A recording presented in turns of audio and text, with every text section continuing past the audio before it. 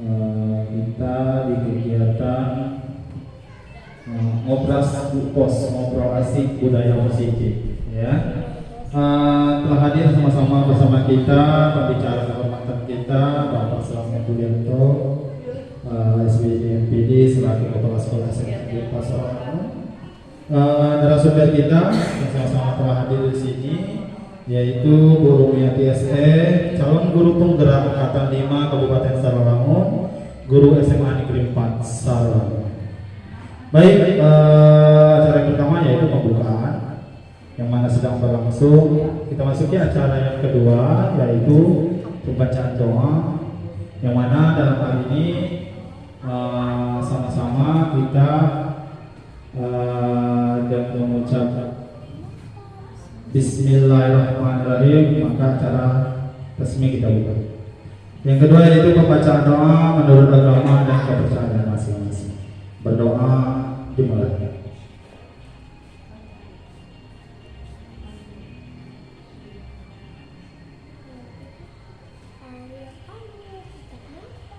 Doa selesai.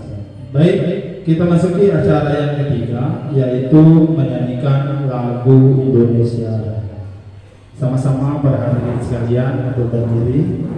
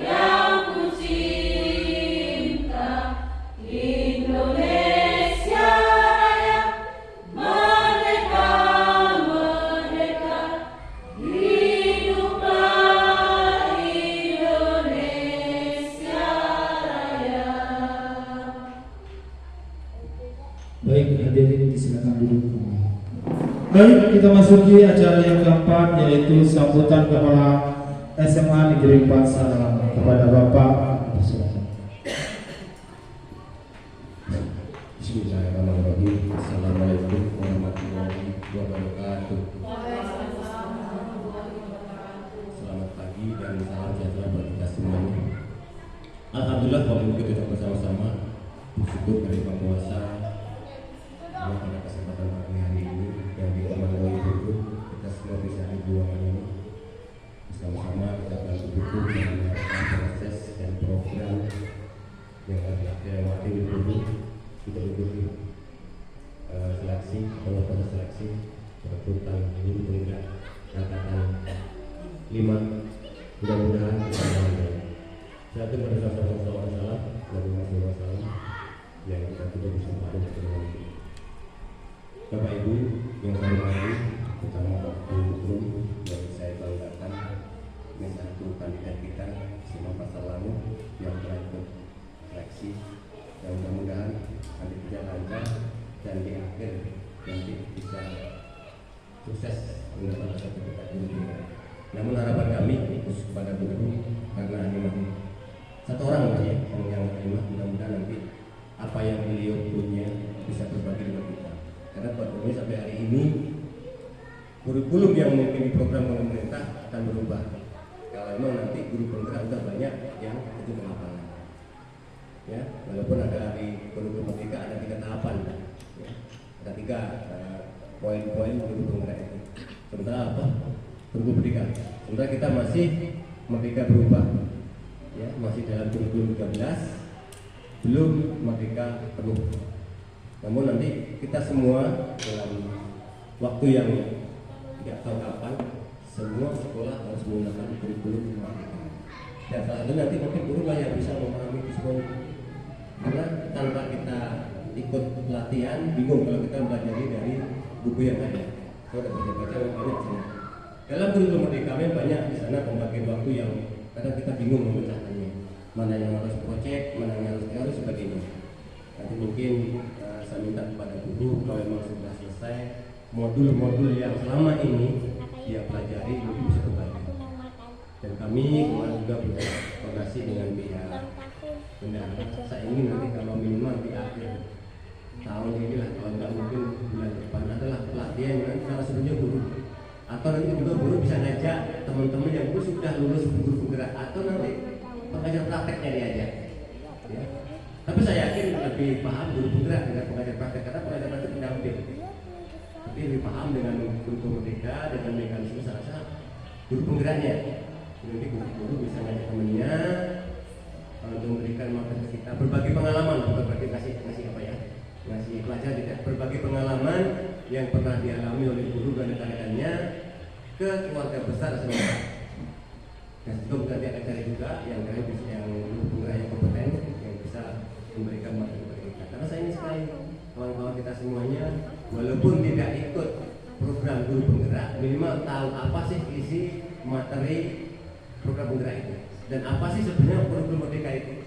Nanti saya ingin, karena selama ini kita masih banyak membaca sekilas-sekilas, tapi intinya belum kita bahas semuanya. Karena kalau saya kaji agak rumit kurikulum merdeka itu. Gimana rumitnya? Kita bisa membagi antara pembelajaran teori, antara proyek dan sebagainya. Kita agak bingung memang. Nah, makanya nanti kita coba sama-sama. Nanti kalau mudah-mudahan hari ini guru ada dengan program ngobrol asik apa namanya, budaya bersih tadi bisa bisa kita komoditi. Karena sebetulnya Bapak Ibu banyak pembelajaran di kurikulum merdeka itu karakternya, karakternya, pengetahuan penerapannya karakternya. Karakter sana kan betul tanggung jawab, disiplin, karakter siswa kita. Karena nampaknya masih ada kok secara pembelajaran saintifik masih masuk masih bahkan lebih mendalam lagi, banyak saintifiknya lebih anak dituntut untuk kreatif. Tapi ini semua perlu proses yang panjang karena terbiasa anak kita disuapin, disuruh mencari makanan susah ini, makanya perlu proses, perlu waktu, dan kami berharap juga dari guru walaupun tidak itu dibuka, cuma bertanya atau mungkin browsing, sama ini kan gampang ya informasi browsing apa sih untuk mereka ini, karena semua itu bermuaranya pada kurikulum yang tadi terapkan nanti. Mudah-mudahan tidak ganti menteri, ganti kurikulum itu ya mereka. Jangan sampai ganti menteri, ganti kurikulum bingung lagi. Karena K13 saya rasa semua belum menguasai, sudah memperubah lagi. Ya, karena K13 karena biasanya penerapan kurikulum itu nggak cukup setahun tahun, minimal 10 tahun baru nampak hasilnya. Ini kurikulum 13 baru berapa tahun? 8 9 tahun dilaksanakan. Ya, berbeda dari KPK. Ternyata ini belum terlaksana dengan sebelumnya, muncul pula kurikulum merdeka. Berarti merdeka kita bebasnya komisan, karena lebih rumit kita nampaknya. Karena kita diberi kebebasan mengalahkan waktu, kebebasan luar materi dan sebagainya. Karena selama ini kita terbiasa dengan textbook ya. Hari ini kan enggak. Nah, itu masalahnya kita berubah budaya itu ya, kadang-kadang kita agak dulu. Jadi kalau guru kita semua jadi sumber belajar. Terus sama kayak di KPK, semua bisa jadi sumber belajar. Nah, mungkin itu yang kadang-kadang kita jangankan itu kita buat KPK jarang melihat hasil karya sendiri. Masih banyak yang pasti diedit. Beda. Kalau saya juga gitu kadang-kadang. Aku buat program-program kadang pasti edit, tapi nggak apa-apa. Ya, biasanya kan ada jangan mentah-mentah, jangan mentah-mentah dipakai. Nah, itu. Jadi sebagai dengan karakter dan budaya lingkungan kita. Siapa selain memang semua masih gitu. Semua pengarang baik pun dokter khusus gitu. Ngedit dari punya orang kita kasih komentar, jadi kasih komentar gitu. Parahnya orang buat buku gitu. Sama dengan kita nanti membuat kurikulum, sama kita edit, kita ambil punya orang yang bagus, kita sesuai dengan kondisi dan situasi lingkungan kita. Misalnya kayak dulu coba KPK katanya kalau anak kita di sini belajar tentang laut, dia nggak tahu tentang kayak laut. Misalnya mungkin sini belajar pas mungkin pertambangan, belajar tentang alam itu pas. Karena apa? Memang dia lihat yang berbeda, nyata di sana. Masa kurikulum merdeka nanti nggak jauh dengan itu. Ya. Walaupun kita pakai metode apapun, mau psikologi learning, mau apapun ya, kalau tanpa didasari dengan kreativitas anak, tanpa dari anak untuk mencari, tidak. Karena yang berusaha kan motivasi. Motivasi kan ada dua di mana nih, dari dalam dari luar. Jadi dari dalam anak sendiri motivasinya yang susah kita, memang tugas kita memotivasi anak. Ya, dari dalam memang anak kurang karena memang kita di wawasan yang kita jadi nanti motivasi eksternalnya jadi juga bapak ibu yang memberikan motivasi ya nanti termotivasi untuk belajar sendiri ya mencari mengajarkan menyampaikan sampai menyimpulkan. Selama ini kan masih slot terus ini materinya nak ini bahasanya nak ya itu masih belum masuk ke 13. Salah di mana pun masih banyak ke 13 belum selesai apalagi belum merdeka ini. Dan yang kedua proyek dilaksanakan di luar jam pelajaran ya. Nah itu pelajaran itu agak susah karena kita kalau belajar dari panggung nggak susah ada banyak mainnya dengan belajar. Tapi mudah-mudahan dengan adanya teman kita, saudara kita yang besar SMA Lembah Selangor yang partisipasi di guru-guruan minimal kita punya pengetahuan, punya informasi baru tentang kurikulum yang akan kita nanti. Kalau di kita mungkin di Selangor baru ada dua yang masalah kurikulum merdeka ya, satu dengan tiga ya, kedua tiga nggak jadi dampaknya yang SMA 5 dampaknya agak bermasalah karena program sekolah penggerak itu bukan sekolahnya, kepala sekolahnya itu yang kita kepala sekolahnya bukan sekolah, bukan lembaganya. Ibarat sopirnya nggak ada kan SMA 5, SMA 7, SMA 3 itu sekolah penggerak. Sementara SMA 5 diganti. Sehingga kan sopirnya nggak ada di dalam mobil sebagus apapun kalau sopir nggak ada kan jalan sama kayak gitu. Sebagus apa sekolahnya, kalau kepala sekolah yang udah diklat guru penggerak, sekolah penggerak, terus sekolah penggerak tidak ada, ya kita menyambung. Nah mudah-mudahan nanti dengan munculnya burung di sini, setelah kita jadi satu sekolah penggerak. Kalau saya daftar, bukan kamu daftar saya tolak karena masa kerja saya lewat. Ya sekolah penggerak itu masa kerja masih kurang lebih 3 atau 4 tahun yang akan datang. Jadi maksimal masa kerja 5 tahun di tempat yang baru. Sementara saya di SMA 2 terdeteksi sudah 10 tahun kalau misalnya. Itu waktu saya daftar kemarin. Bahkan dari LPMP Pak Suwandi datang ke saya. Tapi memang sayang sebetulnya itu sekolah penggerak. Kenapa? Ibarat kendaraan sekolah siap, baik penumpangnya, lembaganya, kendaraannya siap. Tapi yang nggak siap sopirnya, pas sekolahnya nggak siap. Kenapa? Karena apa namanya? Udah expired, deteksi, udah kelewat batas. Nah, makanya harus pindah. Kalau enggak, masih bisa. Nah, itu masalahnya kenapa SMA 2 nggak bisa. Kalau Pak Tamu, Pak Suwarno itu 4 orang datang ke SMA 2 karena terdeteksi SMA 2 kedatang. Sayangkan dengan PMP Pak Suwandi dia berdaftar dengan Pak Budi Hartono. Siapa Budi Hartono yang ada? Pak yang dulu, memaksa Budi Hartono orang PMP memaksa SMA berdua sudah daftar. Saya bilang bukan saya mau di depan dia, saya di depan beliau saya apa? Masuk sini kami ini belum terdeteksi. Karena dia sudah include dengan dapodik atau kita kata include dengan dapodik. Jadi data kita pun ada semuanya. Data guru penggerak terdeteksi sebagai kelas 2. Nah itu kendalanya. Jadi itu permasalahannya. Tapi udah saya mau mungkin di sini saya belum masih bingung karena belum tahu budaya dan kalau tidak salah nanti. Tapi mudah-mudahan dengan guru saya terpaksa juga. Dan saya harap biarnya juga nanti termotivasi dengan adanya guru tampil sebagai guru penggerak. Sebenarnya nggak berusaha semaksimal mungkin bisa ikuti jejak guru rumah mengajar praktek lah. Kalau nggak bisa ikut guru penggerak atau mungkin sekolah penggerak kita nggak terlambat. Betul apa sebenarnya sekarang serentak nih 7, 8, 9 8, 10 ya, itu serempak. Kalau tidak salah kemarin Zoom-nya hari Jumat ya, Zoom meetingnya ya. Ya Jumat kemarin ada Zoom meetingnya tentang paparan itu. Ya dengan narasumber Pak Budi LPMP sebagai badan pengelola guru penggerak. Oke Bapak Ibu, mudah-mudahan acara hari ini berjalan dengan baik. Kita semua bisa mendapatkan wawasan, ya. Apalagi dengan pola ngobrol asik dengan tadi ngobrol asik budaya positif. Mudah-mudahan kita dapat budaya positifnya. Kalau ngobrol kita ngobrol budaya positifnya kita dapat. Mudah-mudahan guru mudah sukses semuanya bisa ikut dengan sampai akhir dan mungkin saya nggak bisa ikut sampai akhir karena mungkin saya ada kegiatan ya. Jadi tidak ada yang dampingi ikut saya dari ini. Pasti kalau saya berangkat sendiri ada yang damping dan mungkin acara SMA 2, SMA 4 pasti ada acara lain. Ada acara pribadi dulu Bapak. Terima kasih guru, mudah-mudahan sukses.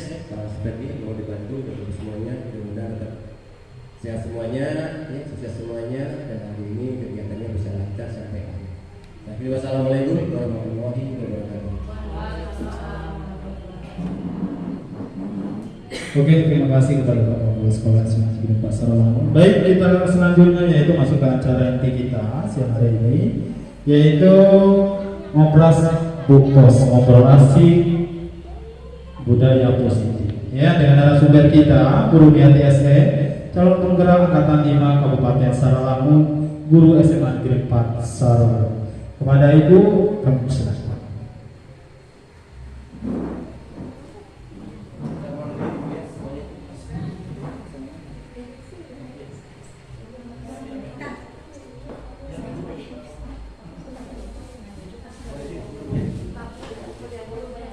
Bapak Ibu sekalian, Assalamualaikum warahmatullahi wabarakatuh. Alhamdulillahirrahmanirrahim. Kita masih diberi banyak nikmat untuk bisa berkumpul di tempat ini dalam kondisi sehat, tidak ada halangan yang berarti. Dan selawat serta salam kehadirat Rasulullah SAW. Mudah-mudahan kita nanti di akhirat mendapatkan syafaat dari beliau. Yang pertama saya mengucapkan terima kasih kepada Bapak Kepala Sekolah yang sudi memberikan izin untuk kegiatan saya, sekaligus telah memberikan sambutan dan dukungan untuk acara ini. Yang kedua saya juga berterima kasih kepada Bapak dan Ibu yang saya hormati telah sudi hadir di tempat ini mendampingi saya, mendukung saya. Dalam hal ini saya tidak bisa memberikan yang lain, hanya berharap mudah-mudahan kita selalu sehat, mendapat keberkahan di acara ini. Tidak memperpanjang waktu, saya ingin mengefektifkannya saja. Untuk hari ini saya tidak bermaksud untuk menggurui atau mengajari Bapak Ibu.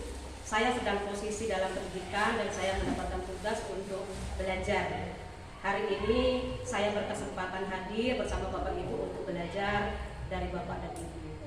Karena sebenarnya siapapun bisa jadi guru dan siapapun bisa jadi guru.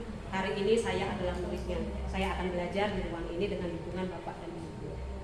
Untuk kesempatan kali ini saya melaksanakan sesi berbagi sebagai bagian dari kegiatan saya aksi nyata untuk modul 1.4 tentang budaya positif dalam pendidikan guru penggerak. Dalam kegiatan ini sebenarnya banyak rangkaiannya. Ada aksi nyata di kelas untuk di kelas, ada aksi nyata berbentuk segitiga restitusi, dan setelah itu saya praktekkan, maka saya ingin bercerita dengan teman-teman di sini apa yang saya rasakan, terutama kalau hasilnya nanti kita lihat dulu.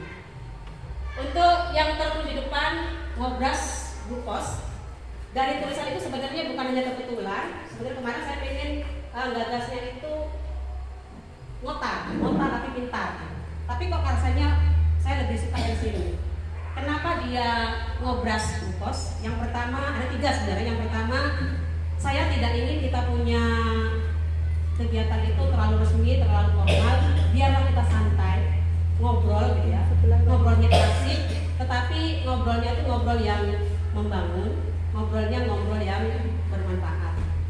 Kemudian selama ini saya merasakan bahwa kita kurang sekali wadah untuk sharing, berbagi mengenai pembelajaran, mengenai kasus-kasus yang kita alami di kelas. Nah, harapan saya ingin banget ke depannya kita memang ada kegiatan rutin yang wadah untuk kita ngobrol bareng-bareng tentang sekolah kita, tentang kelas kita gitu. Jadi ini sekaligus menginisiasi, mengajak kawan-kawan untuk terinspirasi. Sekali waktu perlu kita kumpul bareng, ngobrol-ngobrol tentang anak kita. Yang kedua, kenapa harus ngobras gitu ya? Saya terinspirasi dengan menjahit. Menjahit itu kalau dia mau jahit sebelum jadi baju, jadi celana, diobras dulu pinggirnya. Kalau nggak diobras nanti nggak rapi, jahitannya nggak kuat gitu. Nah, dari ngobrol ini saya kepingin nanti kita semua terinspirasi untuk merapikan kembali, menguatkan kembali bingkai dari budaya positif yang sudah ada di sekolah. Kita sudah banyak budaya positif, tinggal kita rapikan lagi, kita kuatkan lagi. Dan kenapa harus glukos? Selain singkatan dari budaya positif, juga karena saya perempuan, saya bunda dan pos, saya hari ini akan memposting, menginformasikan gitu ya, apa yang sudah saya lakukan, yang mudah-mudahan nanti bisa ada manfaatnya. Kalau diibaratkan media sosial, saya hanya posting. Kalau saya posting itu dua tujuannya. Yang pertama, mungkin saya tertarik, saya ingin menyimpannya gitu kan, saya baca. Atau yang kedua, kok ini bagus ya, mudah-mudahan nanti netizen bisa terinspirasi juga. Jadi saya hanya nge-post, layaknya tukang pos. Dia hanya menyampaikan pesan, menyampaikan kiriman. Kalau kiriman ternyata memang cocok dengan yang sedang menunggu, mungkin dia berbahagia. Dia Pak Posnya dapat pahala. Tapi kalau ternyata tidak cocok, ya Pak Posnya jangan disalahin karena Pak Posnya hanya menyampaikan pesan. Ini 3 itu yang melandasi kegiatan ini. Saya pengen dari kegiatan ini nanti kita akan inspirasi untuk hal-hal yang positif, terutama membiasakan ada waktu tertentu kita ngobrol tentang budaya. Yang berikutnya untuk kegiatan ini selain sosialisasi dan inspirasi tadi,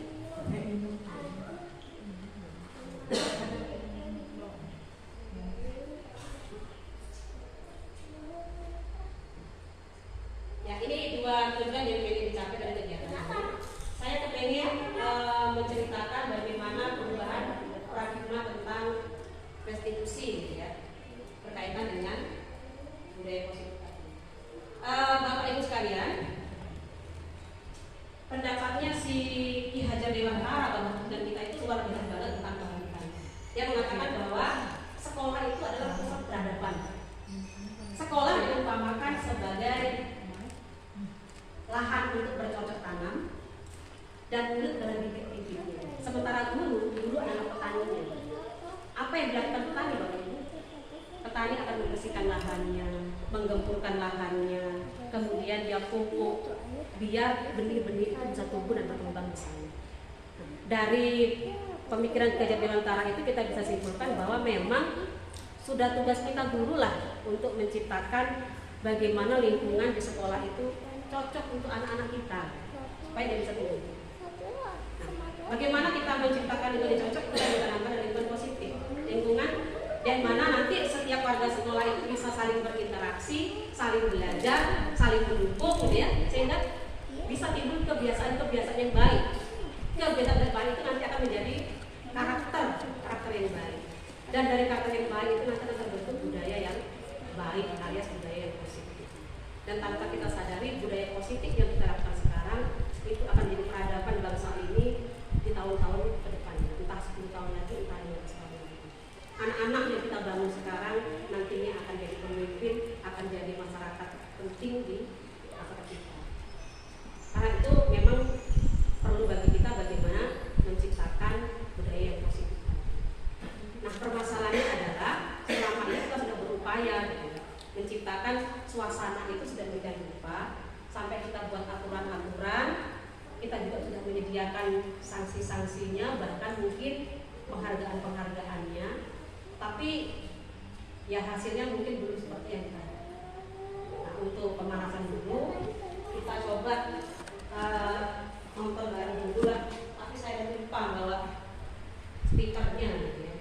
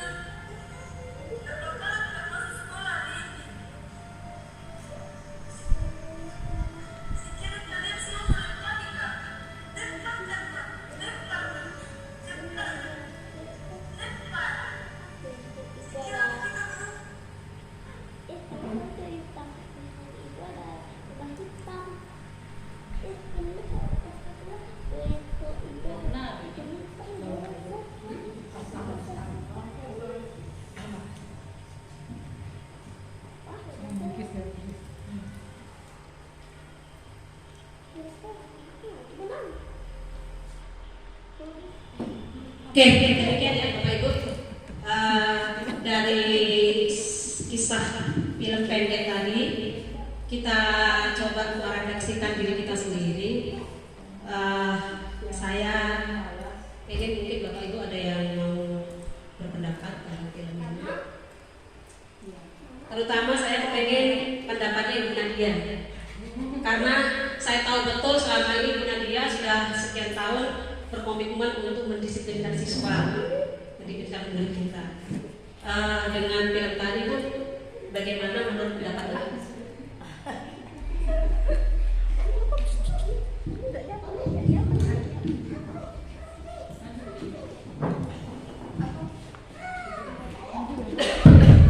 Assalamualaikum warahmatullahi wabarakatuh. Sempat tertitik sedikit tadi menontonnya.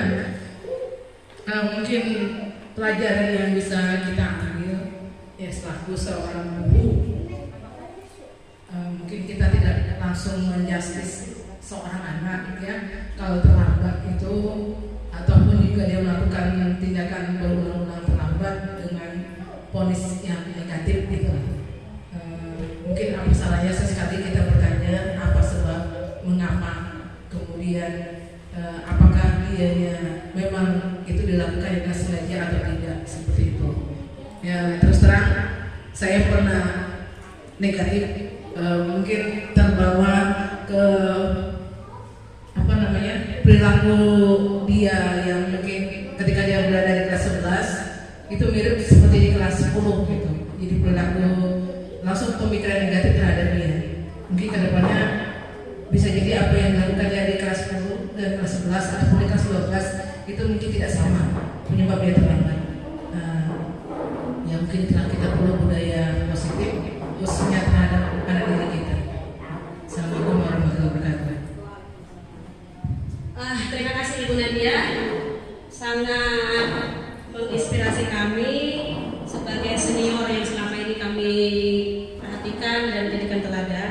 Yang berikutnya saya ingin pendapatnya rekan sejawat saya yang luar biasa, Ibu Dewi Destika, yang setiap hari selalu bergelut mendisiplinkan anak-anak kita di sekolah ini. Mungkin bisa berpendapat sedikit. Assalamualaikum warahmatullahi wabarakatuh. Dari cerita tadi kita hubungkan dengan diri kita sendiri sebagai guru. Alhamdulillah sampai saat ini ketika siswa terlambat, saya selalu menanyakan kenapa dia sampai terlambat. Kemudian setelah dia memberikan alasan begini begitu, saya tanya lagi sampai betul-betul kita dapat kesimpulan bahwa anak tersebut memang betul-betul alasannya positif, alasannya memang masuk akal, dan alasannya memang sesuai dengan logika. Kemudian ada juga satu sisi setelah kita tanya beberapa orang anak SD terlambat memang tidak masuk akal atau tidak sesuai dengan apa yang kita harapkan keterlambatan mereka. Jadi artinya apa? Dari pelajaran tadi yang kita tonton, yang kita simak, guru tersebut artinya memberikan pelajaran bahwa guru tersebut tidak menanyakan apa penyebab anak siswa kita terlambat. Jadi hal seperti itu artinya jangan sampai kita tiru. Demikian dulu, artinya mungkin kita ya kalau seandainya ada di antara kita seperti itu, mulai detik ini karena kita sudah ini kan kita sama-sama introspeksi diri. Demikian dulu, terima kasih. Wassalamualaikum warahmatullahi wabarakatuh. Waalaikumsalam warahmatullahi wabarakatuh. Ibu Dewi Destika yang luar biasa, terima kasih Ibu. Ada kawan lain yang mau berpendapat, silakan. Adakah yang mau? Oh, Bu Eka Sakti, silakan Bu. Assalamualaikum warahmatullahi wabarakatuh. Baiklah, di sini saya mencoba memberi komentar video yang sudah Ibu Rum tayangkan. Mungkin saya melihat dari sisi positifnya di video ini, Bu. Yaitu yang ditampilkan di sini saya lihat itu bahwa gurunya itu sangat disiplin. Jadi benar-benar dia komitmen dengan ucapannya mungkin bahwa siapapun yang terlambat maka kita tidak akan memulai pelajaran. Saking disiplinnya, tapi itu tadi ada kesalahannya sedikit mungkin.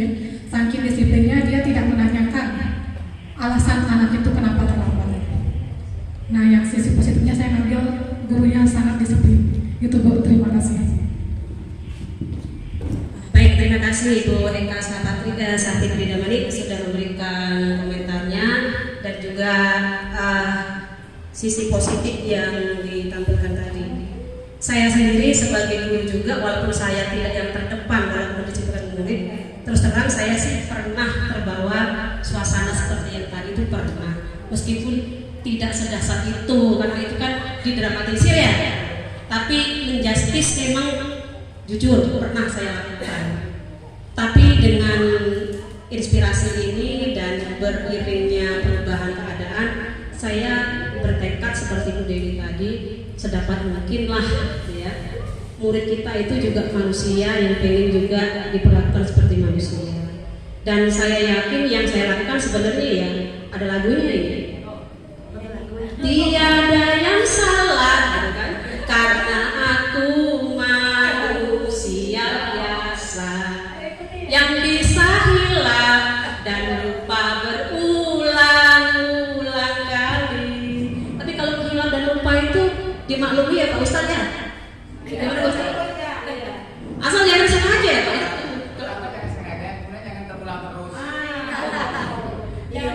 Kalau lupa berulang-ulang berarti memang nyakit ya Pak Ustadz ya. Ya, inilah yang kepingin sebenarnya kita coba untuk kritisi Bapak Ibu. Sebenarnya bagaimana sih sebaiknya kita mendisiplinkan anak-anak kita? Salah satu budaya positif kita kan mendisiplinkan gitu ya. Nah tapi bagaimana bagusnya? Saya mendapatkan pembelajaran ini di modul 1.4 ini tentang budaya positif, bahwa ada beberapa pertanyaan menggelitik yang perlu kita jawab. Kira-kira seperti apalah? Nah ini malah dari lagi.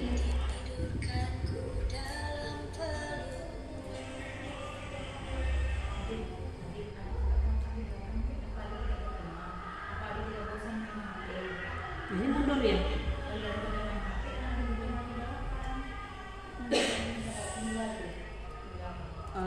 Kesalahan teknis lagi.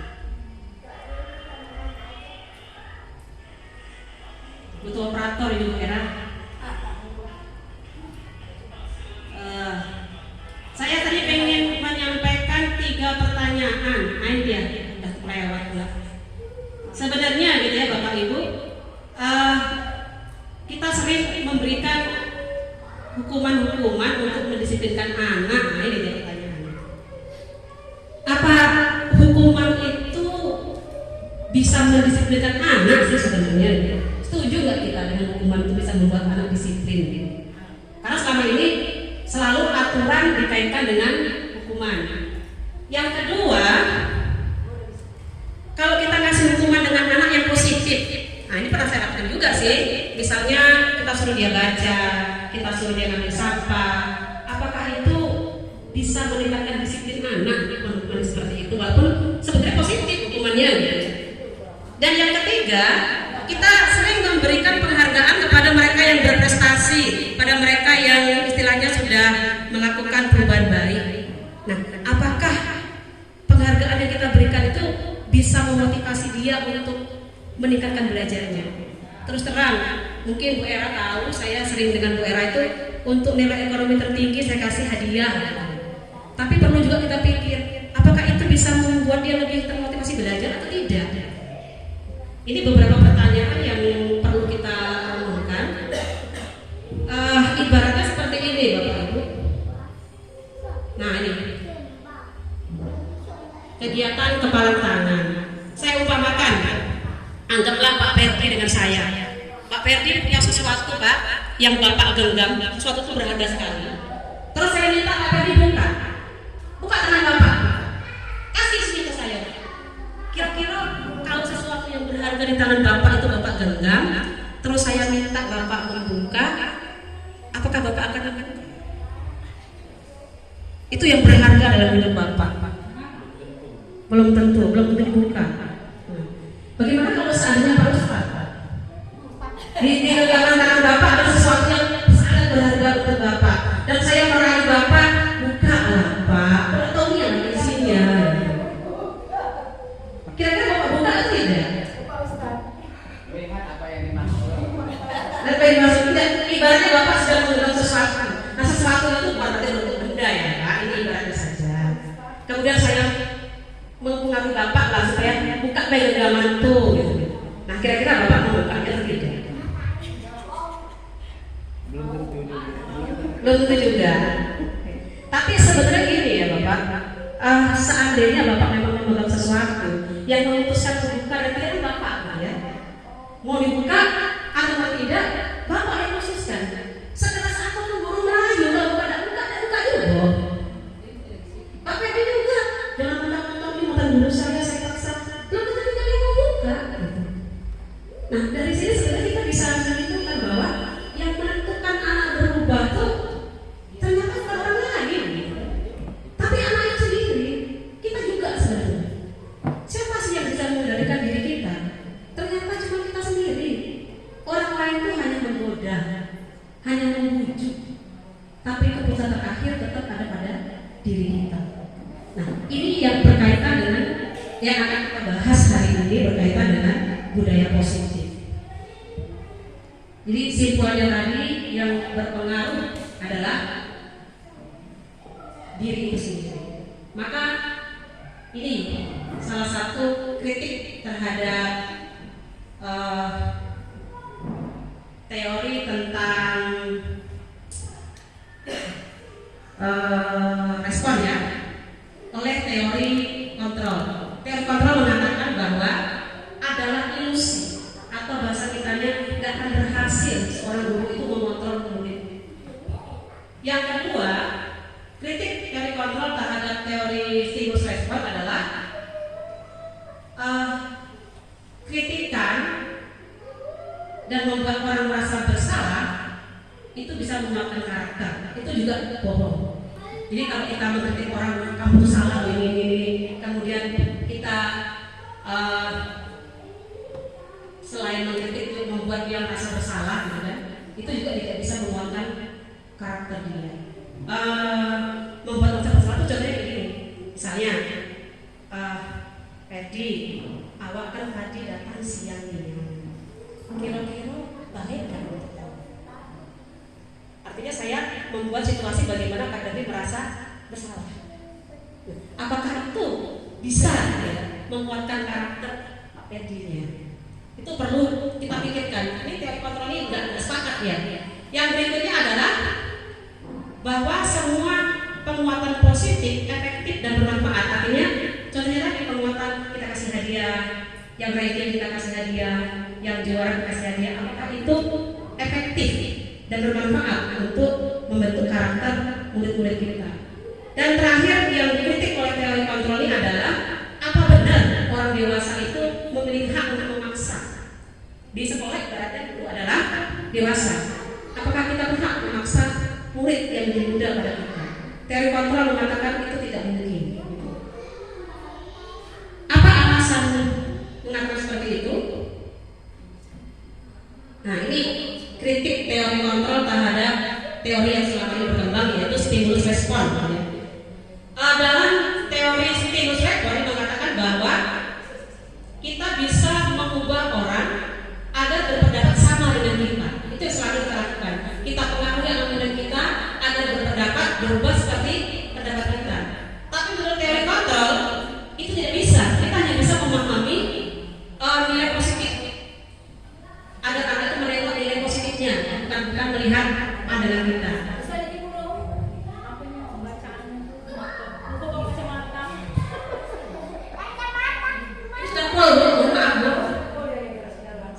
Yang kedua, dalam stimulus respon yang selalu berkembang adalah perilaku buruk itu dilihat sebagai suatu kesalahan.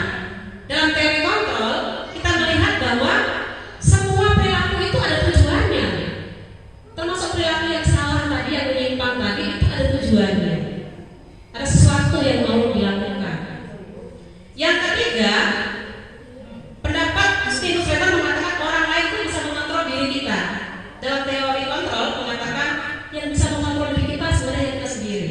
Orang lain itu tidak bisa mengontrol diri kita. Yang keempat, pemaksaan ada pada saat bujukan gagal. Jadi kalau dalam teori yang lama, ketika kita membujuk anak tidak mau, maka kita kerasin dia, paksa secara tidak sadar. Tapi teori kontrol mengatakan sebaiknya kita berpola berkolaborasi, berkonsensus dengan anak tersebut, kita ciptakan pilihan-pilihan yang baru. Bukan kita paksakan kita mau, tapi kita ajak dia buat pilihan-pilihan yang mungkin masuk akal. Dan yang terakhir, dalam stimulus respon, berpikir menang kalah, artinya yang benar akan menang, yang kalah nanggung. Tapi dalam teori kontrol tidak, kita berpikir menang sama menang. Kita yang benar menang, yang salah akan kita perbaiki dia jadi benar biar menang juga. Nah ini teori kontrol yang sedang giat dikembangkan sekarang. Itu sebabnya kemarin sering saya dengar Ibu Nadia mengatakan katanya kita nggak boleh lagi menghukum murid. Sebenarnya bukan tidak boleh menghukum, tetapi hukuman itu apa gunanya? Hukuman itu berhasil nggak untuk membuat karakter anak? Ini akan kita bahas lebih lanjut. Ini disiplin positif yang akan kita bahas.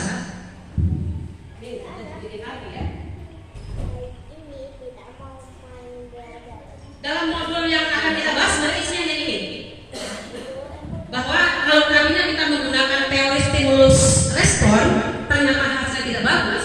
Dalam teori kontrol katakan bahwa yang pertama ini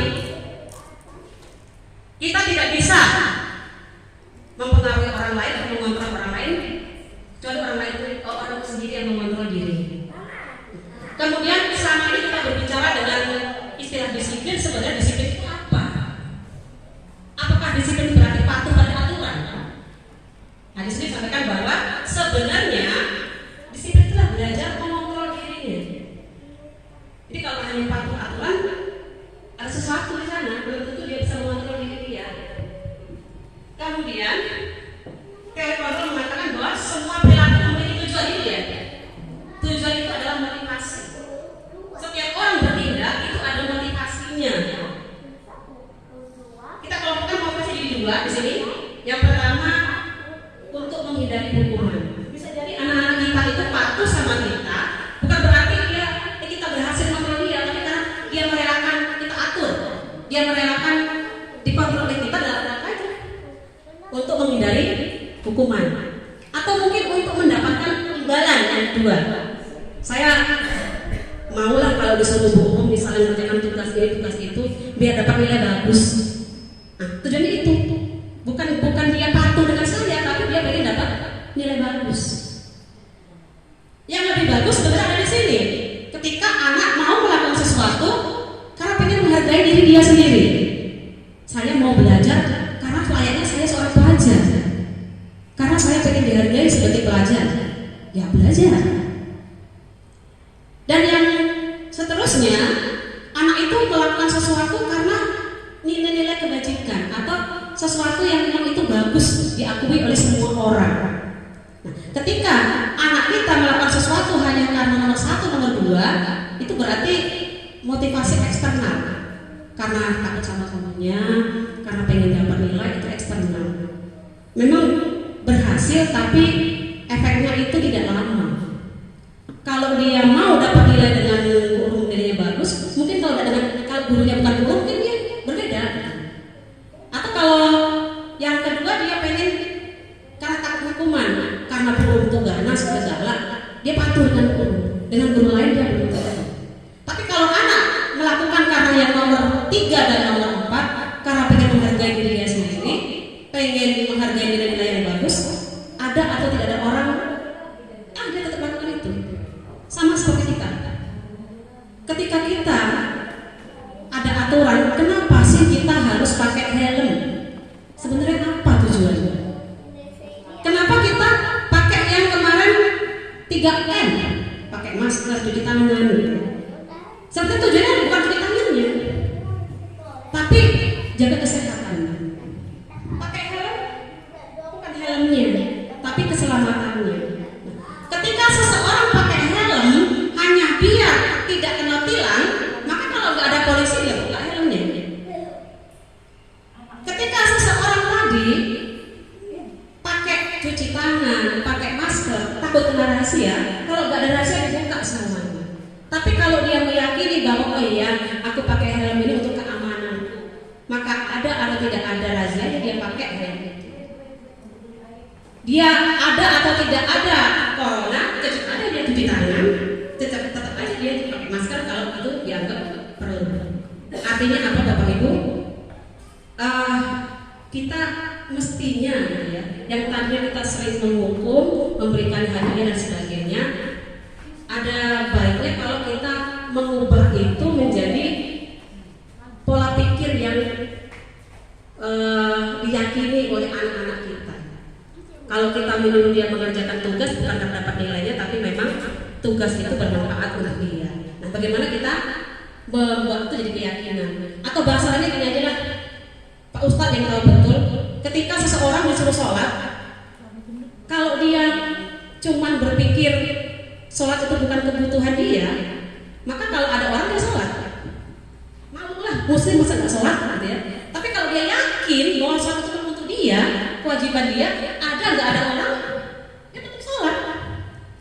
Artinya bagaimana kita mengubah yang selama ini keinginan kita, nasihat kita, harapan kita itu bukan menjadi aturan yang dipatuhi oleh anak, tapi jadi keyakinan anak bahwa itu baik untuk dia, itu bermanfaat untuk dia. Yang berikutnya, teori kontrol ini mengatakan bahwa model berpikir menang-menang kolaborasi untuk menciptakan pilihan-pilihan. Nah, dalam hal ini nanti kita sebagai guru bukan hanya sekedar membiarkan anak, tapi sebenarnya kita punya ini 5 posisi kontrol. Kita tetap mengontrol anak dengan tingkatan-tingkatan tertentu. Yang pertama di situ ada posisi kita sebagai penghukum, pembuat rasa bersalah, kemudian bisa sebagai teman atau sebagai pemantau. Kedua-duanya ini tetap masih yang dinamakan dengan motivasi eksternal, masih belum efektif, tapi bisa kita lakukan. Yang sebaiknya adalah bagaimana kita pada posisi manajer. Artinya kita membuat anak itu meyakini nilai-nilainya, bukan dari kitanya, tapi dia meyakini sendiri. Dan yang bagian akhir kita lihat di sini Bapak Ibu, ada kebutuhan manusia. Ada 5 kebutuhan: kebutuhan penguasaan, kasih sayang, kesenangan, kemudian bersamaan kalau nggak salah, dan tata kehidupan. Artinya begini, anak itu bisa berbuat tidak seperti yang kita inginkan karena ada kebutuhan yang tidak terpenuhi. Itu salah satu tujuan kenapa dia bertindak tadi. Ada kebutuhan yang ingin dia penuhi.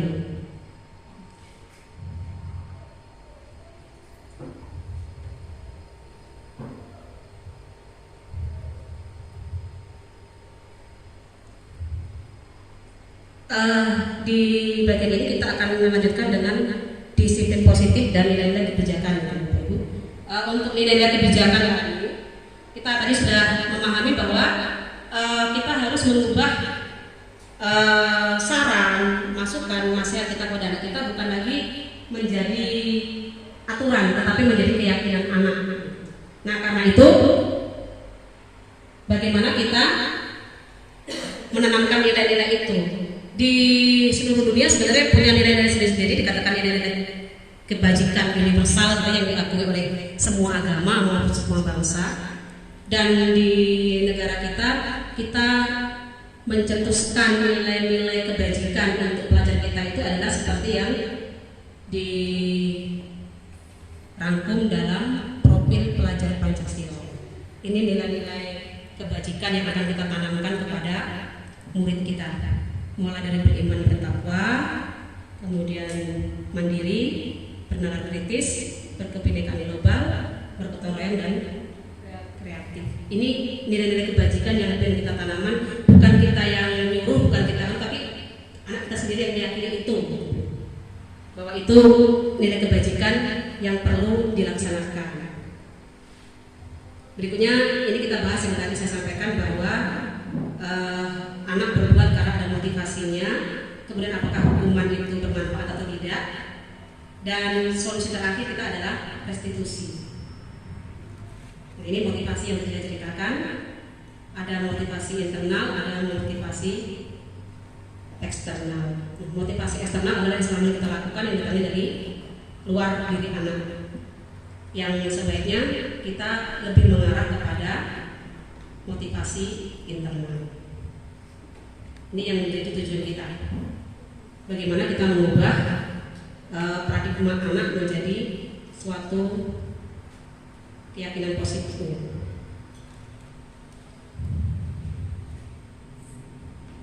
Nah, ini yang selama ini kita lakukan, bahwa kenapa kita tidak boleh menghukum anak. Ada dua langkah yang perlu kita lakukan. Selama ini kita punya tata tertib sekolah, punya tata tertib kelas. Kalau tata tertib biasa selalu dihubungkan dengan hukuman. Kemudian kita punya informasi terbaru, kita gunakan kesepakatan kelas. Nah, kita bisa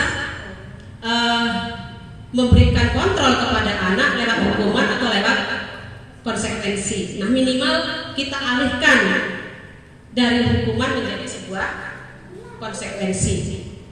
Nah, perbedaannya ada di situ Bapak Ibu antara hukuman dan konsekuensi itu seperti apa. Hukuman selalu seperti itu ya, menyakitkan dan harus terjadi. Artinya kalau anak melanggar ya dihukum, dan dihukum itu menyakitkan. Kalau konsekuensi sesuatu yang terjadi tapi kita sesuaikan. Anak itu melanggarnya apa? Konsekuensinya apa? Contoh sederhana, kalau dia buang sampah sembarangan, berarti dibersihkan sampahnya. Kalau hukuman enggak. Kalau hukuman misalnya kita nggak lihat apa salahnya, yang dia salah dihukum. Tapi kalau konsekuensi berarti dikaitkan dengan konsekuensi perbuatannya. Nah, konsekuensi ini biasanya hanya bisa kita lakukan kalau kita sudah sepakati dulu pelanggarannya apa, konsekuensinya apa. Kalau hukuman biasanya enggak. Ini hukuman biasanya di tata tertib. Jadi tata tertib biasanya siapa yang membuat? Kalau di kelas Bapak Ibu siapa yang membuat tata tertib? Antara guru dan siswa. Kalau sudah antara guru dan siswa, kita perlu lihat ke dalamnya. Apakah siswa diajak merumuskan Bapak Ibu? Atau siswa hanya bilang setuju tidak setuju? Oke, kalau menurut demikian berarti bukan lagi ke tata tertib, sudah kesepakatan kelas. Kesepakatan kelas berarti yang kita berlakukan nanti bukan ke hukuman tapi ke konsekuensi. Kita tinggal lebih enak jadinya kan. Yang ketiga, kalau kita membuat aturan tata tertib dengan hukuman, akibatnya anak seperti itu. Benci dengan disiplin, kan disiplin itu nyusah. Tiap salah dihukum itu sakit. Bisa jadi hari ini dia terima hukuman, tapi setelah itu dia dendam. Besok aku pas lah, aku udah masuk lagi atau gimana? Itu hukuman. Tapi kalau konsekuensi kita berusaha mengkaitkan pelanggaran dia dengan kesepakatan. Jadi kita sebagai guru juga lebih enak kan? Kalau dia terlambat, kemarin kesepakatannya gimana kalau terlambat? Nah, biar dia ingat sendiri lah. Apa kesepakatan kita? Yang berikutnya, hukuman itu mendorong anak menyakiti diri sendiri, sedangkan konsekuensi mendorong anak agar mudah menyelesaikan diri. Jadi kalau kita hukum dia, sebenarnya kesalahan dia itu menyakiti dia. Tapi kalau kita kasih konsekuensi, kita memberi dia pilihan supaya dia lebih menyesuaikan dengan keadaan, supaya dia memperbaiki kesalahan. Yang berikutnya konsep diri yang buruk. Kalau hukuman itu sudah buruk, tapi konsekuensi itu lebih baik. Kemudian kalau kita berlakukan hukuman, anak akan berusaha menutupi kesalahannya biar gak kena hukuman. Tapi kalau kita berlakukan konsekuensi, ya anak berusaha untuk mematuhi peraturan, karena kalau berbuat ini konsekuensinya ini. Dan berikutnya, anak akan merasa marah, merasa bersalah, merasa dipermalukan, merasa tidak dihargai ketika dihukum. Tapi kalau kita kasih dia konsekuensi, mungkin dia kehilangan haknya, dia nggak nyaman, tapi itu sementara. Contoh misalnya dia terlambat tidak bersyarat, kita suruh tegak sebentar sesuai kesepakatannya. Atau itu hanya sebentar itu aja, selesai itu dia nggak merasa terbebani. Tapi kalau kita hukum dia, kamu karena nggak terlambat bersyarat, tegak sana di tengah lapangan. Kepanasan dia, kehilangan jam belajar dia, nah tentu itu membuat dia merasa dirugikan. dia akan merasa dipermalukan.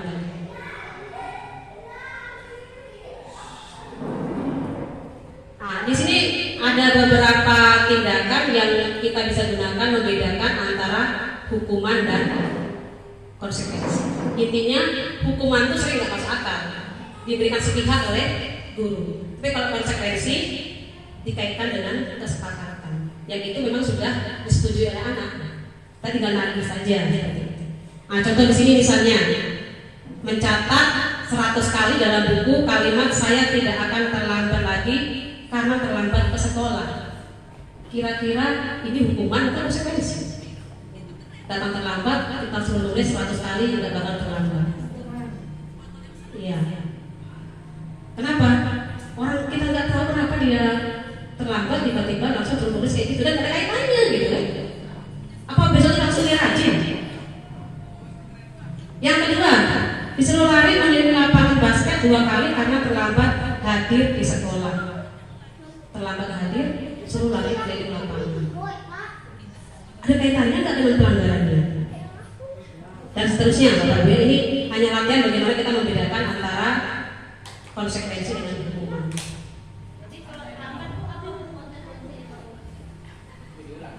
Kembali ke kesepakatan. Maka kesepakatan itu disesuaikan dengan kesepakatannya. Terlambatnya terlambat karena apa? Kalau kita sudah menyepakati sesuatu, berarti itu yang kita berlakukan. Kalau kita tidak mengkaitkan dengan kesepakatan, berarti kita jadi menghukum, balik menghukum lagi. Dan kita tahu hukuman tadi tidak enak, tidak menyakitkan. Nah, ini ada beberapa perbedaan antara hukuman, konsekuensi, dan restitusi. Sebaiknya, Bapak Ibu, menurut teori kontrol ini, kalau kita memperlakukan hukuman kepada murid kita, itu jatuhnya akan negatif.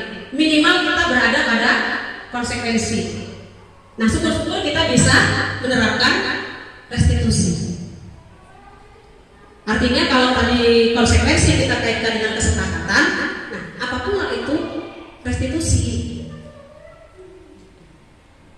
Perbandingannya salah satu saja yang saya sampaikan. Yang pertama misalnya dalam hukuman, sesuatu yang menyakitkan itu harus terjadi. Artinya anak terlambat misalnya dihukum, itu harus terjadi. Kalau ada hukuman ya nggak adil namanya.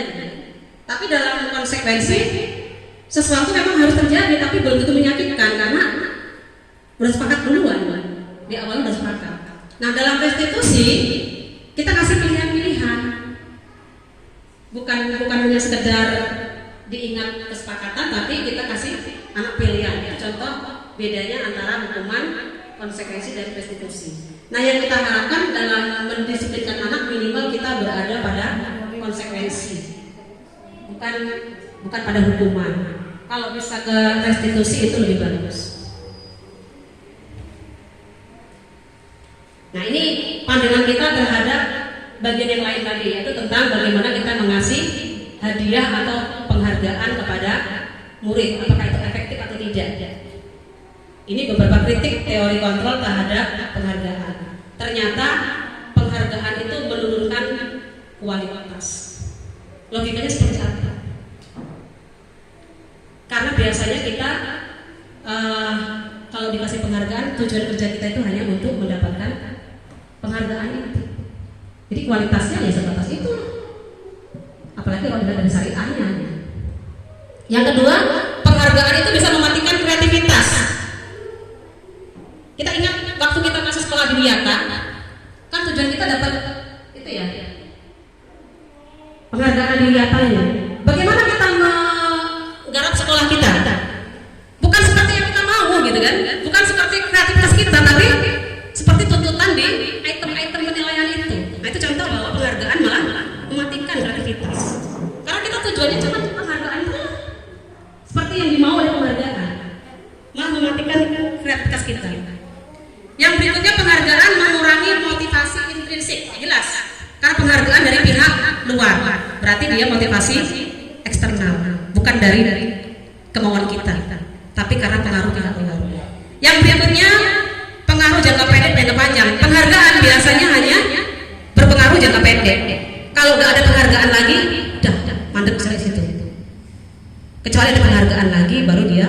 bergerak lagi. Nah, itu pula kita kan setelah tidak selesai adiwiyata ya sudah. Bagaimana sekolah kita? Tamannya tidak pernah digarap lagi. Apalagi Pak Ferdi yang sibuk dengan pupuk komposnya, bank sampahnya. Setelah nggak adiwiyata, saya goodbye. Karena kita ngarepnya penghargaan tadi, nggak dapat penghargaan ya sudah. Dan yang paling penting sesuai judul adalah penghargaan itu menghukum. Menghukum siapa? Menghukum yang nggak dapat penghargaan. Yang berharap dapat penghargaan sih bahagia. Terus yang nggak dapat penghargaan gimana? Apalagi kalau seumur umur nggak pernah dapat penghargaan, terhukum benar dia. Yang dapat penghargaan pun sebenarnya dia terhukum karena dia nggak bisa bebas berkreativitas, nggak bisa totalitas. Yang tidak terima penghargaan apalagi. Yang berikutnya, penghargaan itu mengurangi ketepatan. Ada sebuah penelitian mengatakan bahwa orang disuruh buat karya ilmiah, buat sendiri, kemauan sendiri, dengan suruh buat dalam rangka lomba. Ternyata yang buat sendiri itu lebih bagus hasilnya, tanpa ngejar penghargaan, tanpa pengen dapat juara, lebih bagus. Sedangkan yang pengen dapat juara tadi malah nggak maksimal kerjanya. Itu hasil penelitian beneran. Berikutnya adalah penghargaan jatuhnya jadi tidak efektif untuk memotivasi anak. Kenapa? Anak bekerja karena pengaruh dari luar, bukan dari dirinya sendiri. Berarti kalau dia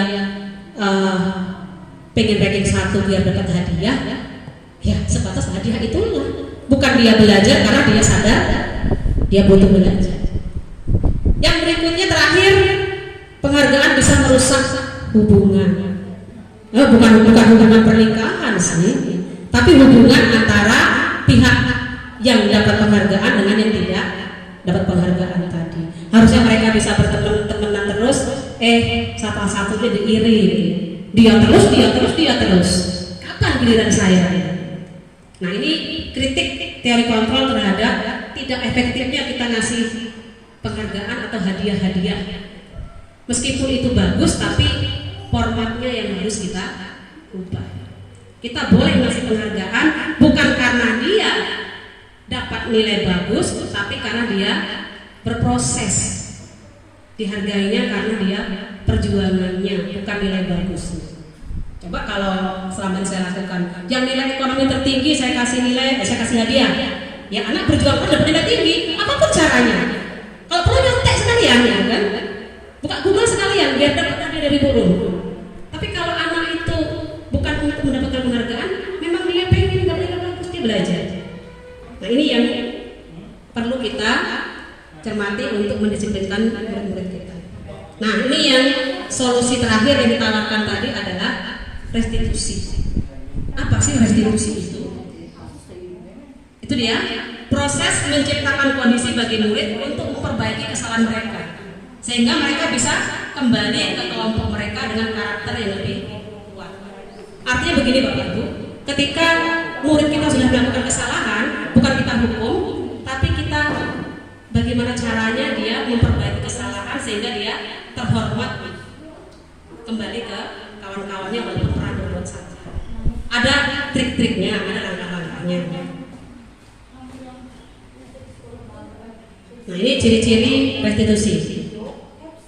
Bukan untuk menebus kesalahan, tapi untuk membuat anak belajar dari kesalahan. Kemudian bisa memperbaiki hubungan antara korban dengan pelaku, bisa diperbaiki hubungannya. Kemudian solusi yang kita berikan itu tawaran, bukan paksaan. Kalau hukuman kan dipaksa, kamu harus kayak gini. Tapi di restitusi kita hanya memberi tawaran. Gimana kalau kamu kayak ini? Kemudian restitusi itu untuk melihat ke dalam diri, artinya kita paksa anak kita nilai diri dia, posisikan diri dia, di mana posisi dia pengennya seperti apa, bukan kita yang menyuruhnya. Berikutnya kebutuhan dasar yang mendasar tindakan. Jadi kalau anak berbuat salah, kita cek kebutuhan mana yang tidak terpenuhi. Kalau buruh ngajarnya cuma ngota, ceramah terus, anak bosan, terus dia keluar, berarti ada kebutuhan anak yang tidak terpenuhi. Mungkin dia butuh penyegaran. Burungnya ngomong terus, sama kayak sekarang saya ngomong terus. Ibunya mungkin bosan, kan? Butuh penyegaran. Yang berikutnya ada cara yang paling baik pilihan, maka ada cara yang terbaik di antara beberapa cara. Berikutnya, fokus pada karakter bukan tindakan. Jadi kita merestitusi anak bukan mengambil tindakannya, tapi kita membentuk karakternya, menyadari kesalahannya, memperbaikinya, kemudian dia bisa kembali dengan terhormat ke komunitasnya atau kawan-kawannya. Yang berikutnya, fokus pada solusi. Jadi kita tidak lihat kesalahan dia, kamu udah kayak gini salah gitu, tapi kita udahlah itu memang nggak bagus, kita gimana ke depannya, kita cari jalan keluarnya. Dan berikutnya, mengembalikan murid yang berbuat salah pada kelompoknya. Jadi dia, kalau kita merestitusi anak, harapan kita adalah walaupun dia pernah salah, nanti teman-temannya bisa menerima dia karena dia kembali dengan terhormat, dia sudah direstitusi. Nah, tekniknya seperti apa? Itu PR kita, ada langkah-langkahnya. Nah, ini yang jadi titik pemikiran kita. Tadi kita udah belajar tata tertib, belajar kesepakatan kelas. Yang lebih tinggi lagi adalah kita harusnya membuat keyakinan kelas. Keyakinan kelas itu seperti apa? Nah, ini yang saya ceritakan tadi. Kenapa harus keyakinan kelas kalau bukan peraturan kelas? Kalau peraturan tadi itu hanya dipatuhi dalam rangka alasan tertentu. Tapi kalau keyakinan, dia sudah memang dari dalam dirinya pengen melakukan itu. Nah, titiknya di bawah sini Bapak Ibu, yang jadi titik poin penting. Bagaimana kita mendukung motivasi intrinsik dengan nilai-nilai keyakinan. Jadi kita jadikan yang menurut kita bagus, yang menurut kita jadi aturan itu bukan jadi aturan, tapi jadi diyakini oleh murid. Kita contohkan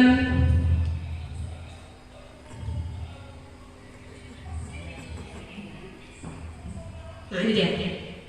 Misalnya kita pengen anak itu belajar. Bagaimana kita membuat anak itu yakin bahwa belajar itu perlu untuk dia. Itu harus dilakukan. Dia yakin dulu, dia perlu belajar, bukan kita yang nyuruh. Kemudian semua orang itu perlu senang. Bagaimana dia bukan kita larang-larang, tapi dia yakin bahwa setiap orang perlu senang, berarti dia boleh bersenang, dia juga harus menyenangkan orang lain. Ini contoh keyakinan kelas, berbeda dengan kesepakatan kelas. Kemudian, ini bedanya peraturan dengan keyakinan kelas. Ini contoh untuk Bapak Ibu ya. Kalau peraturan kayak gitu, selalu kembalikan buku ke tempatnya. Tapi kalau keyakinan berarti kita harus bertanggung jawab. Itu contoh. Jadi kalau keyakinan ini cenderung nilai-nilai yang universal. Dia lebih sifatnya umum dan abstrak pada nyata. Karena dia umum. Contoh kalau kita mau membuat anak meyakini tanggung jawab, itu dibagi buku ke tempatnya, taruh sepatu di atas sepatu. Itu semua dalam rangka meyakinkan tentang tanggung jawab. Kemudian dilarang mengganggu orang lain. Ini kan kalau peraturan.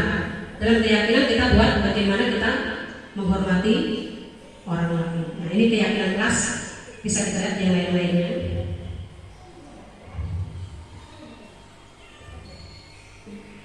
Ini contoh praktek yang sudah pernah saya lakukan, bagaimana merumuskan keyakinan kelas.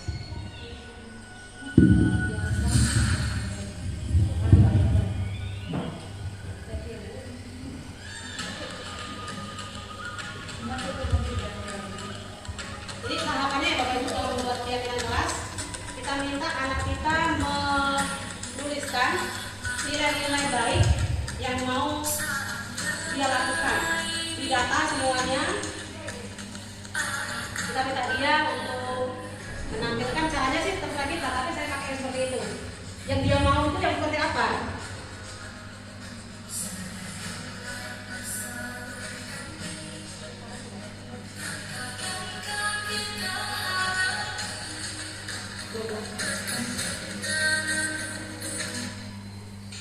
Nah, setelah itu kita ajak dia untuk berpikir, mereka untuk berpikir tentang keyakinan. Nah, biasanya anak-anak kita itu masih berpikir yang peraturan tadi, spesifik.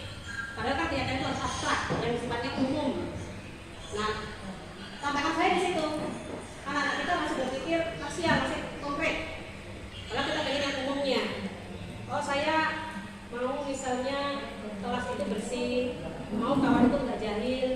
Sebenarnya kita lebih mengarah kepada peduli dengan teman, peduli dengan yang kelas. Nah, itu yang masih perlu banyak kita latih anak kita.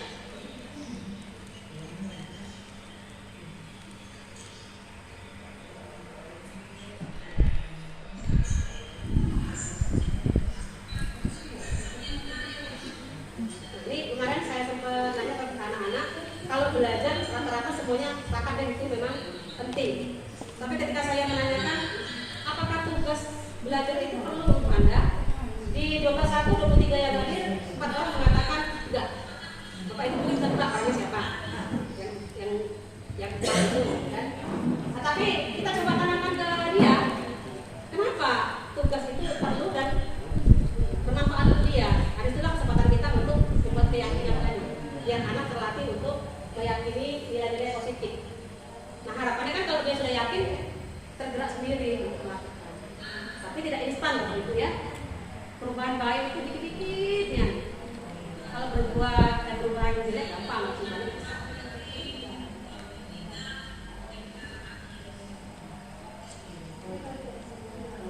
Kemarin waktu di penugasan itu dia bilang gini, Bu tugas kayak gini.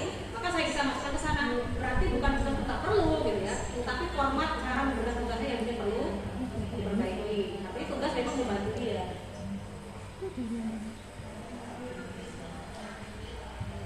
Setelah ditemukan keyakinan-keyakinan, membuat kegiatan kelas selain abstrak tidak perlu banyak-banyak.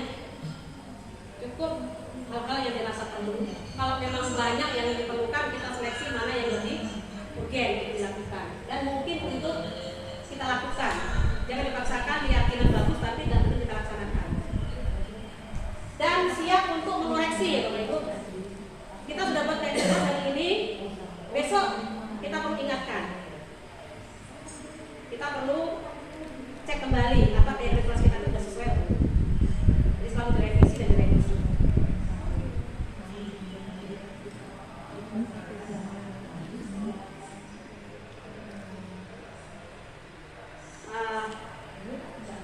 Ini prosesnya, jadi setelah kita sepakati tadi akan muncul yang ditulis di sini.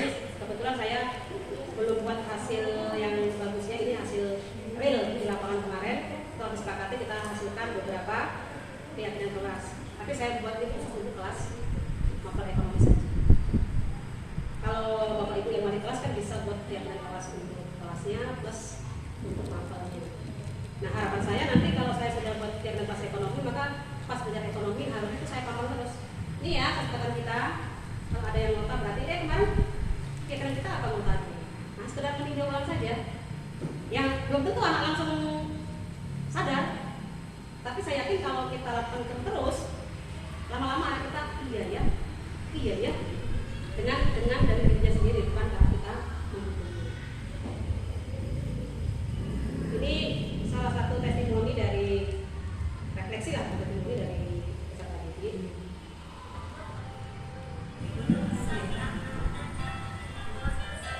Ini sebenarnya saya minta ya, saya minta apa namanya refleksinya, tapi saya nggak minta. Terserah dia mau bilang apa. Kebetulan ini yang sudah saya temui, karena nomor HP-nya ada di saya.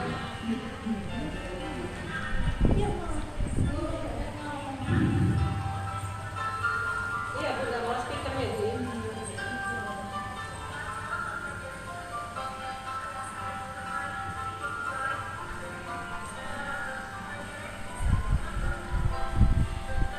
Nah, intinya dia cuma mengatakan bahwa dia senang karena dia ditanya yang dia mau dan yang ibunya mau, bukan yang ibunya mau saja. Jadi harapan dia bisa dipenuhi yang dia mau tadi.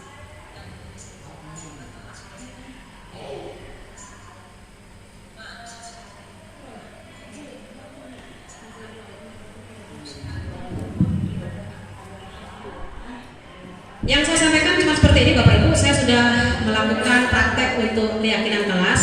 Sebelumnya saya sudah melakukan di 11.4 tapi kesepakatan kelas. Nah setelah belajar modul ini saya tingkatkan menjadi keyakinan kelas. Karena sesuai keadaan saya mempraktekannya di kelas 12.1. tantangan yang saya hadapi kayak tadi tuh, saya susah mengajak dia berpikir abstrak. Anak kita belum terbiasa. Kalau itu dilakukan terus, nanti dia yakin akan terbiasa. Nah, yang saya rekomendasikan adalah ke guru-guru mapel, yuk kita buat keyakinan kelas untuk guru mapel, gitu ya, sesuai kelas masing-masing. Dan nanti untuk wali kelas kita buat juga. Sekarang di situ sebenarnya ada rekomendasi saya untuk kepala sekolah. Ayolah kita mulai tata tertib sekolah itu kita tinggal kita arahkan ke keyakinan sekolah, meskipun itu panjang prosesnya.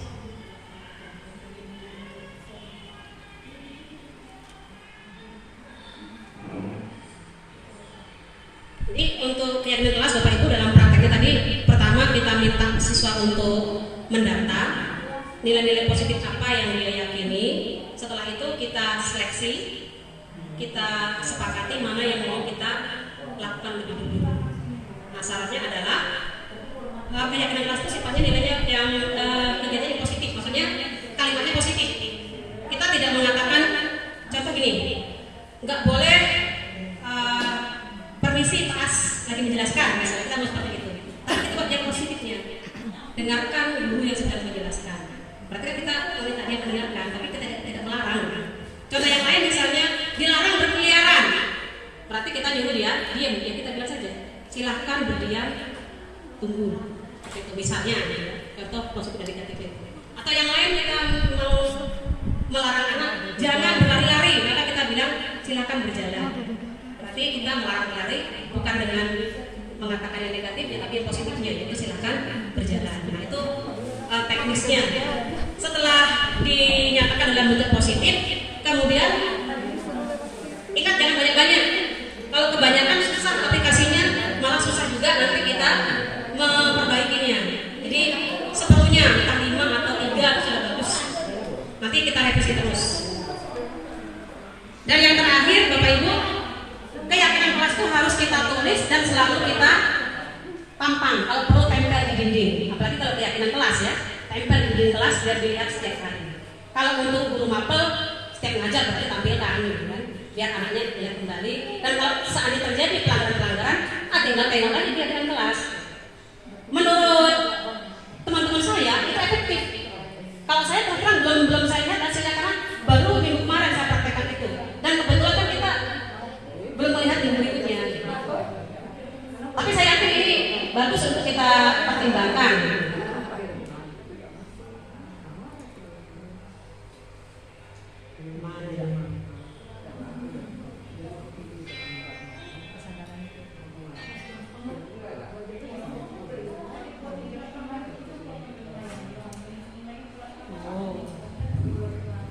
Ini Bu Era beneran ini Bu Era. Perlu operator ini Bu Era.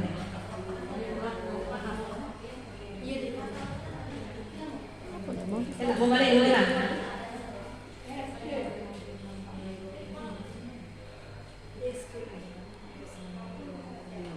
Nah, jangan itu betul Bu Era.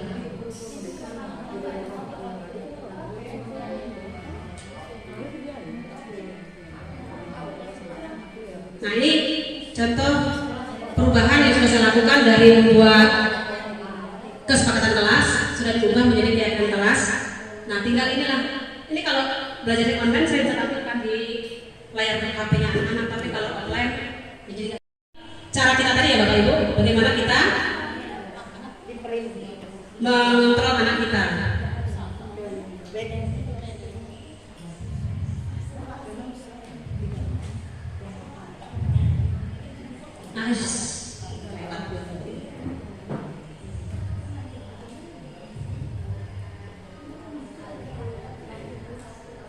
Nah ini 5 posisi kontrol.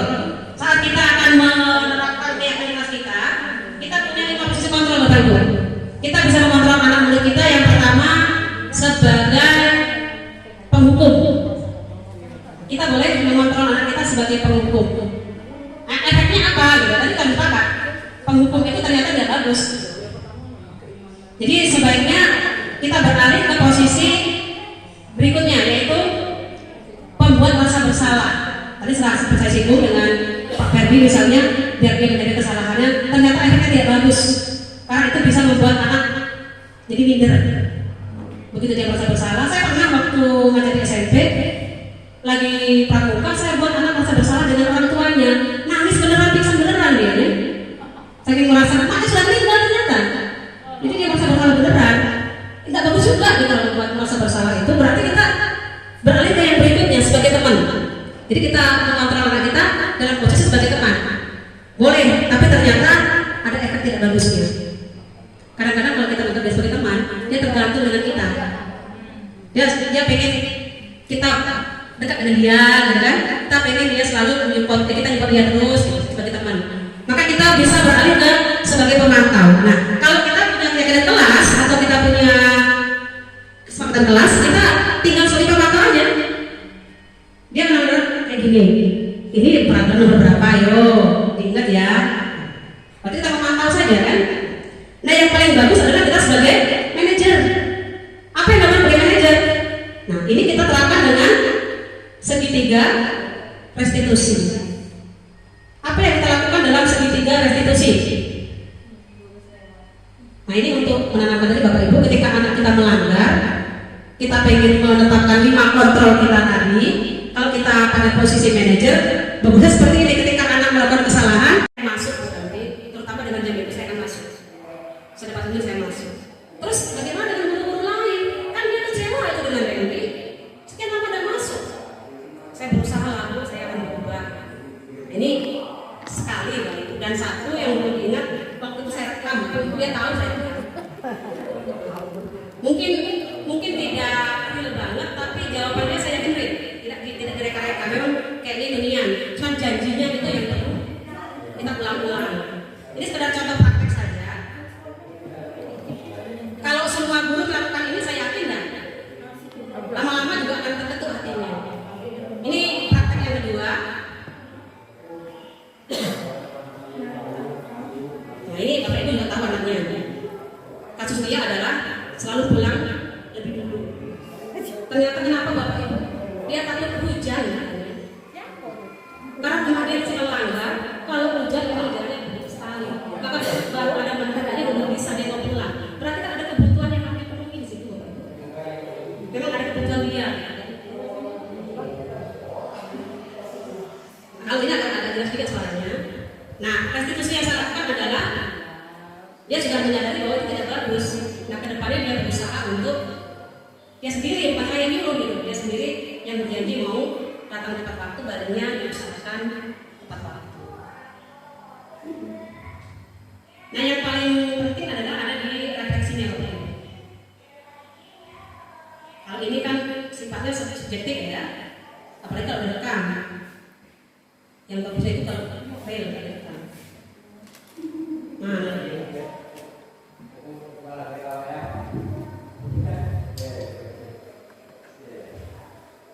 ini gara-gara Bu Era ini butuh operator. Ternyata kelasnya masih kelas. Nah, ini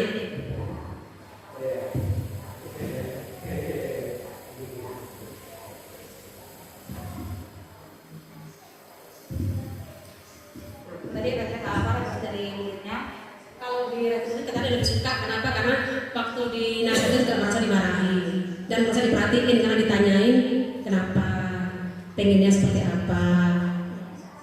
Nah, kalau dari saya seperti ini. Bagi saya lebih bisa relax karena waktu nasihatin dia itu nggak pakai emosi.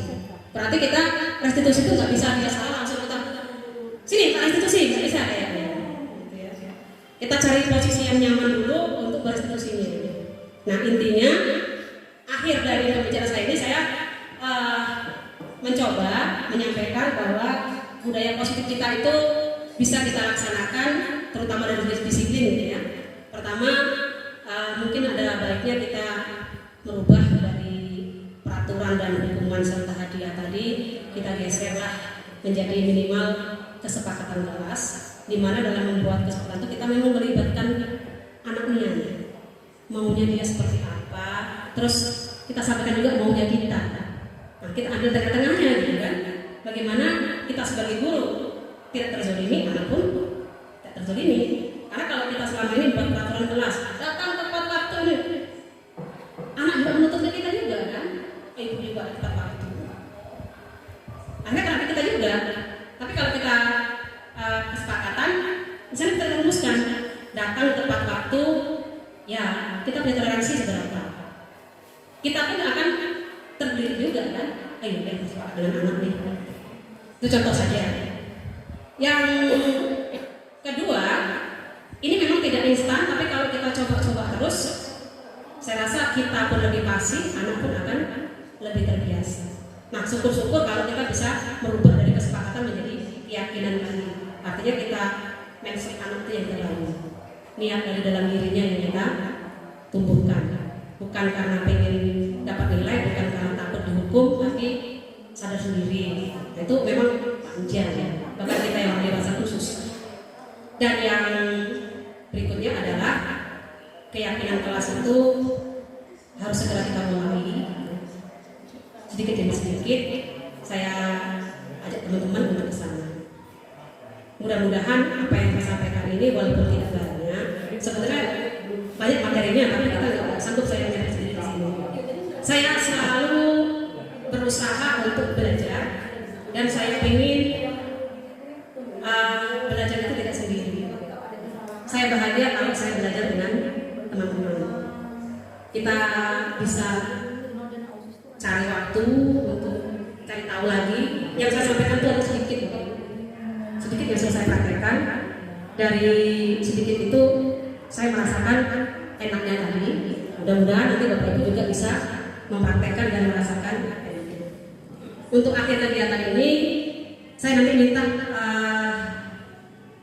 satu atau dua orang saja. Mohon ya, yang muda satu, yang tua satu. Sampaikan refleksinya Bapak Ibu, terutama untuk kegiatan saya ini, apa yang harus saya perbaiki, gitu. Kedepannya saya harus bagaimana. Syukur-syukur kalau Bapak Ibu bisa kasih dukungan. Maksudnya dukungan, ayo belum, nanti saya bantu ininya. Tuh. Yang minimal bantu menangati ya Bapak Ibu ya.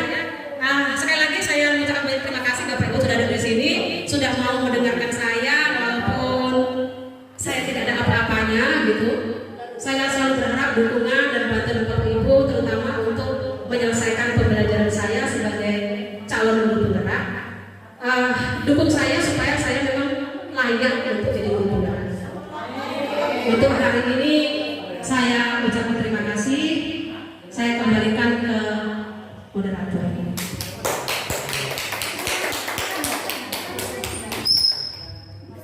Oke, baik. Baik, tadi kita malah ngobrol sama narasumber kita, Bu Rumi. Banyak sekali ya trik-trik terutama untuk siswa-siswa nanti ke depan yang bisa diterapkan oleh guru-guru nanti dari sampai oleh Bu Rumi. Baik, mungkin saya selaku pembawa acara, apabila dari kata-kata saya itu kurang sopan dan kurang enak, saya mohon maaf. Untuk ini kami mohon kesediaannya Pak Kusnadi untuk pembacaan doa, semoga kegiatan ini nantinya lebih berkah.